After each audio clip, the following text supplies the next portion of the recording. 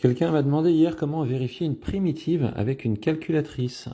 Donc avant de vous montrer ça, petit rappel sur une primitive et son lien avec une fonction. Si grand F est une primitive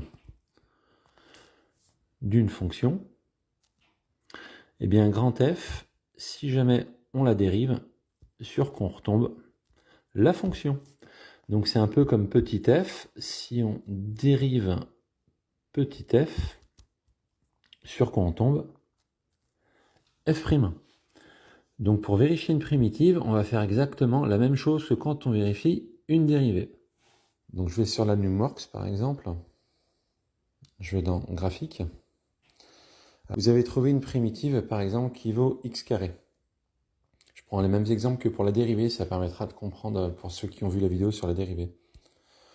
Voilà. Et imaginons que cette primitive, vous aimeriez vérifier si c'est une primitive de la fonction, par exemple, 2x.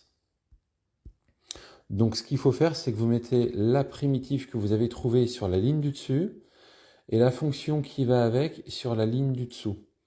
Ensuite, je vais dans tableau.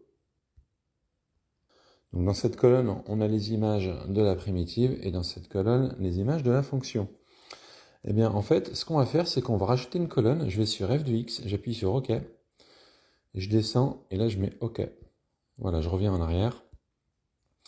Du coup, dans cette colonne f' de x qui vient d'apparaître, on aura les images de la fonction. Mais si jamais on ne s'est pas trompé avec la primitive. Et dans la dernière colonne, on aura les images de la fonction, mais les vraies images. Donc il faut vérifier que la colonne rouge, ici, f' de x, est bien égale à la dernière colonne. Et là, on voit que c'est le cas, c'est les mêmes nombres. Si par contre, ce n'est pas les mêmes nombres dans cette colonne, ça veut dire qu'on s'est trompé. Un petit exemple. Donc imaginons qu'on vous demandait par exemple de trouver une primitive de 2x et que vous avez trouvé par exemple x carré plus 3x. Voilà, donc je retourne dans tableau. Donc les images f, on s'en fout. Voilà, f' de x. Donc voilà les grands f' de x, c'est-à-dire les f de x qu'on est censé trouver. Voilà, et on voit que les deux dernières colonnes ne sont pas identiques. Ça veut dire que au niveau de la primitive, vous vous êtes trompé.